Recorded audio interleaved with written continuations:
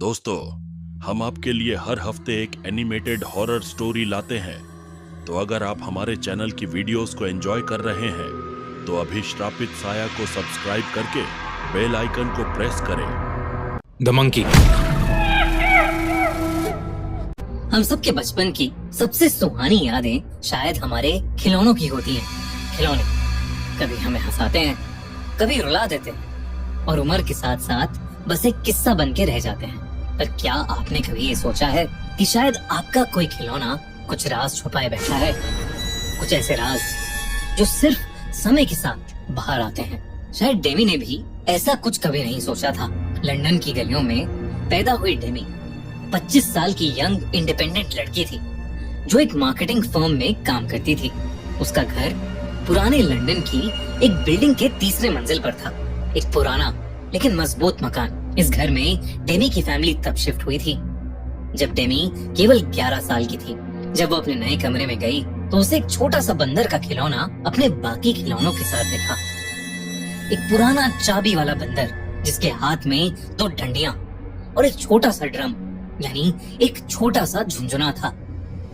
उसकी नीली आंखें शीशे जैसी चमकदार थीं और चेहरे पर सिर्फ एक बड़ी सी मुस्कुराहट। 11 साल की डेमी के मन में उस बंदर को देखकर सिर्फ एक्साइटमेंट जगी।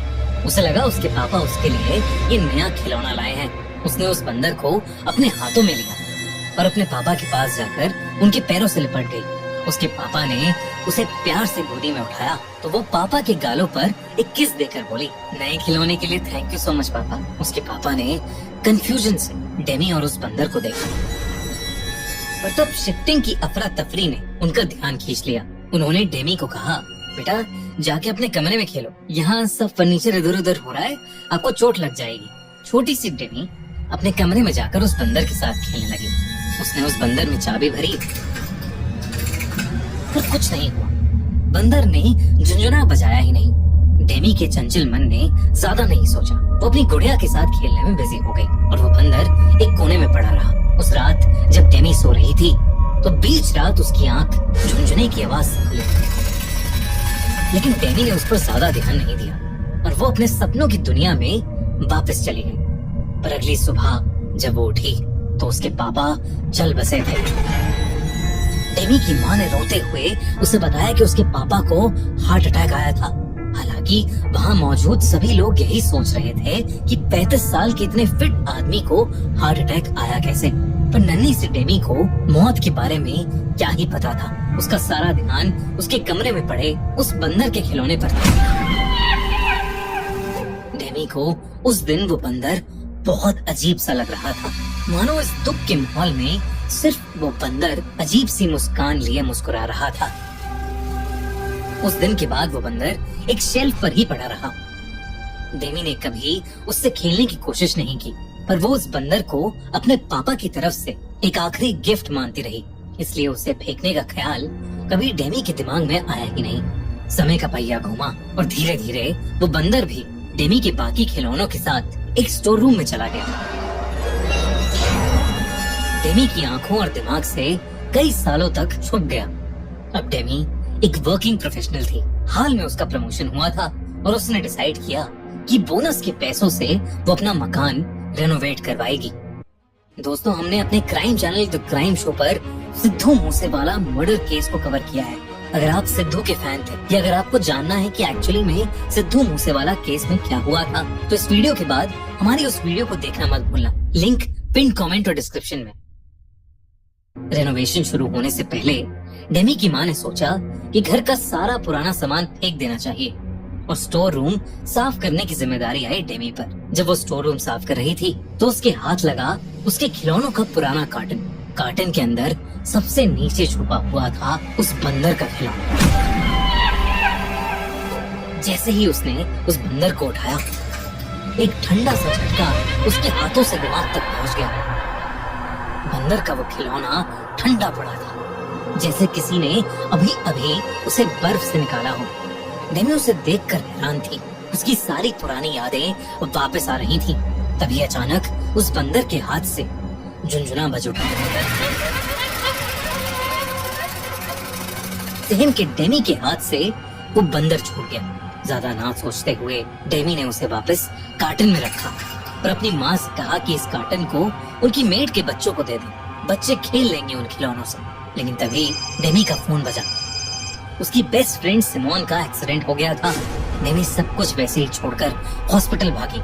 सिमोन कोमा में थी और डॉक्टर्स ने उम्मीद छोड़ दी थी। ये सुनकर डेमी का दिल सुन पड़ गया था। उस रात जब वो हॉस्पिटल से वापस आई तो उसके बेड के पास वही बंदर पड़ा था, वैसे का वैसा झुनझुना, वैसे का वैसा झुनझुना हाथ में पकड़े हुए। उसने सोचा कि उसकी माँ ने शायद वो बंदर कार्टन से निकाल कर वापस रख दिया होगा। लेकिन तभी एक अजीब बात हुई। उसकी माँ ने उस बंदर को देखा और पूछा, ये बंदर कहाँ से मिला तुझे? मैंने तो इसे सालों पहले फेंक दिया था। बिल्कुल अच्छा नहीं लगता ये खिलौना मुझे। अपनी माँ की बात सुनकर डेमी की रगों में ठंडी लहर दौड़ गई। अगली कुछ रातों में चीजें और भी अजीब होने लगी।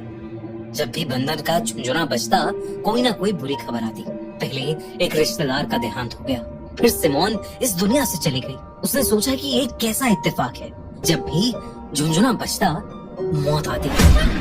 डेमी एक पढ़ी लिखी लड़की थी जो अंधविश्वास में बिल्कुल नहीं मानती थी, पर न जाने क्यों डेमी को लगने लगा कि हर मौत की वजह वो बंदर का खिलौना था। डेमी ने हर तरीके से इससे छुटकारा पाने की कोशिश की। उसने बंदर को जलाने की कोशिश की, पर आग नहीं लगी। उसने उसे घर के बाहर फेंक दिया। लेकिन अगले दिन वो फिर से बेड के पास मिला।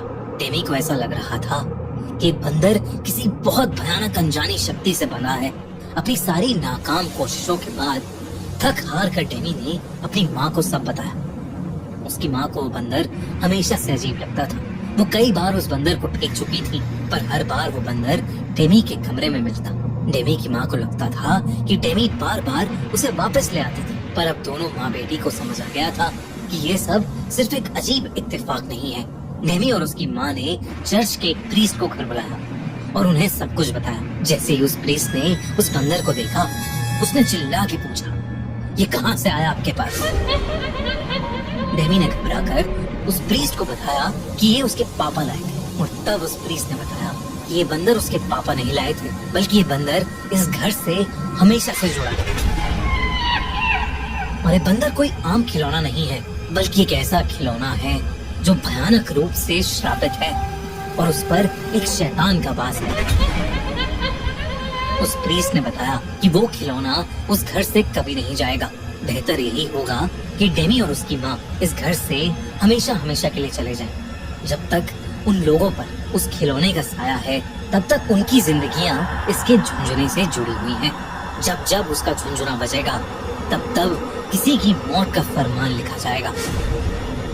दोनों माँ बेटी घबरा गए और उन्होंने उस प्रीस्ट की बात मान ली। लेकिन घर छोड़ने से पहले उस प्रीस्ट ने उस घर का एग्जॉर्सिज्म किया और उस बंदर के खिलौने को एक बक्से में डालकर उस बक्से को क्राइस्ट के लॉकेट से बांधकर ताला लगा दिया।